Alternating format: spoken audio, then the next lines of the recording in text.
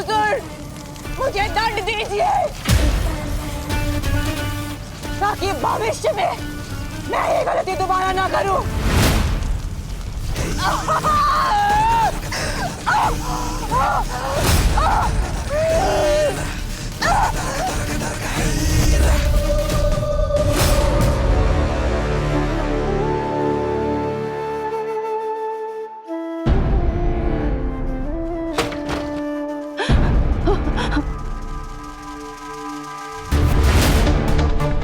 माँ, देखो ना पापा को क्या। मत ले अपनी काली जबान से इनका नाम तू। जब तक तेरा मनहूस साया हमारे घर पर रहा ये ठीक नहीं हुआ, लेकिन जैसे ही तू गई ये ठीक हो गए। 2 मिनट चैन की सांस नहीं लेने दी तूने इन्हें। हाँ, लेकिन हमने तेरी वजह से इनकी फिर से ये हालत हो गई और इन्हें भी पता नहीं क्या पड़ी थी। अपने पैरों पर जैसे ही खड़े हुए तुझसे मिलने के लिए सीधे भागे और तेरा मनहूस साया फिर से इन पर पड़ गया।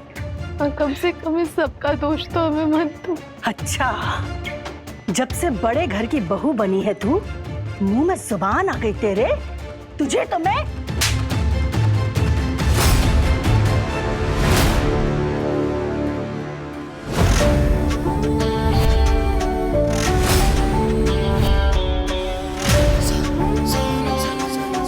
चाहता तो आपका हाथ भी पकड़ सकता था, पर आप मां है। आपकी इज्जत मेरे लिए सबसे ऊपर है।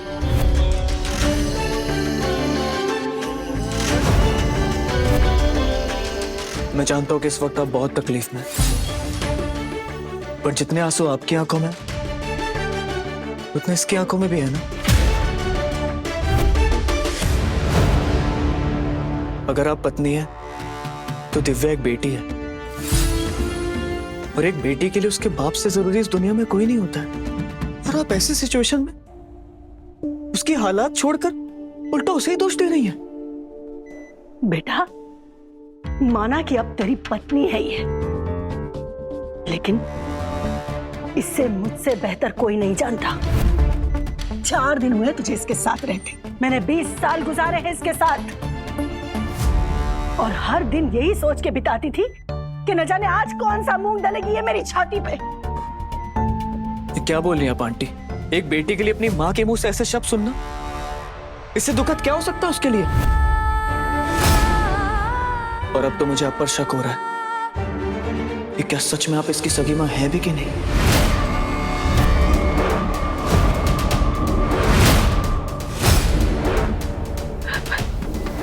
बहुत प्यार उमड़ रहा है ना इस पर। 1 बरस, सिर्फ 1 बरस इसके साथ रह के देखो, तुम्हारे मुंह पर भी इसके लिए कड़वे शब्द ना आ जाए तो लता मेरा नाम नहीं। ऐसी बदनसीब है ये लड़की।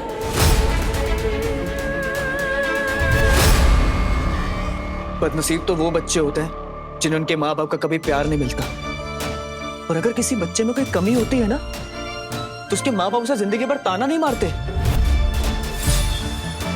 बल्कि उसे समझाते हैं, उसे प्यार करते हैं, उसका और ध्यान देते हैं। और आप देखिए, मैं आपकी परवरिश पर उंगली नहीं उठा रहा, पर एक बार सोच कर देखिएगा कि कहीं इसकी परवरिश में आपसे कोई कमी तो नहीं है। इसकी परवरिश में आपसे कोई कमी तो नहीं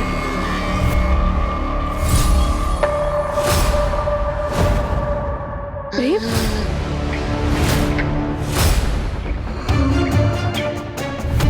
पापा, क्या हुआ? पापा, पापा, क्या हुआ? डॉक्टर साहब, पीछे क्या हुआ डॉक्टर साहब? मेरे पति को क्या हो रहा है? देखिए, आप लोग प्लीज बाहर जाइए, पेशेंट की हालत क्रिटिकल है, प्लीज।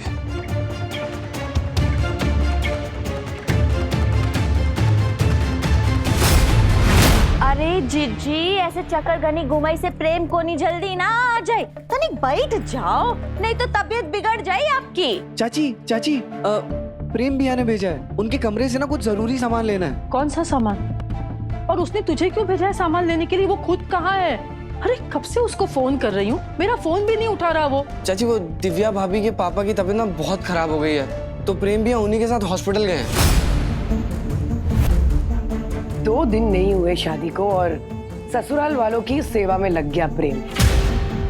बड़ा प्रेम प्रेम प्रेम करती है ना तू पद्मा, देखना किसी और का लाडला न बन जाए तेरा प्रेम। हाँ जीजी, मुझे तो लगता है कि ये दिव्या कुछ ना कुछ ऐसा करती है जिससे प्रेम हमारे परिवार से दूर हो जाए।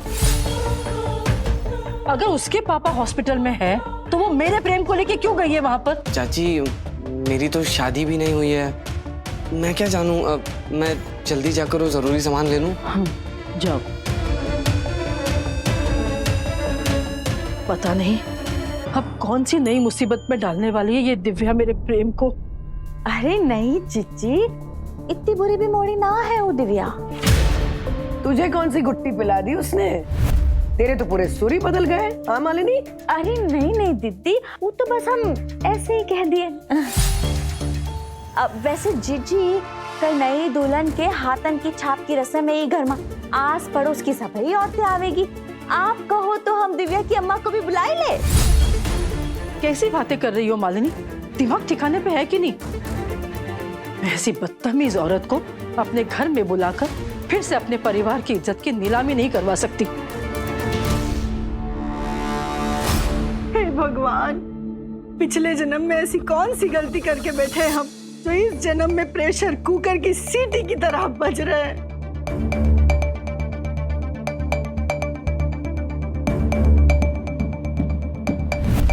डॉक्टर, पापा की तबीयत कैसी है? देखिए, खून बहुत ज़्यादा बह गया है, तो इसकी वजह से वो कोमा में चले गए थे।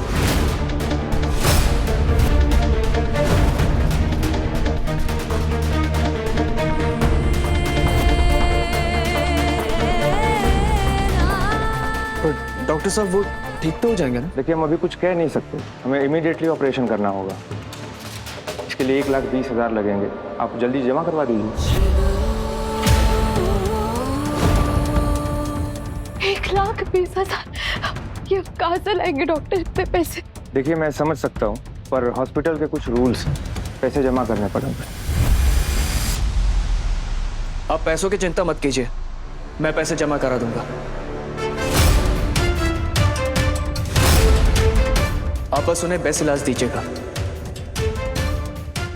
ठीक है, हम ऑपरेशन शुरू करते हैं। कुछ फॉर्मेलिटीज है, आप हमारे साथ आइए।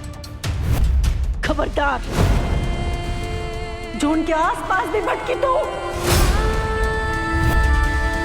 मेरे पति से दूर रहना तू।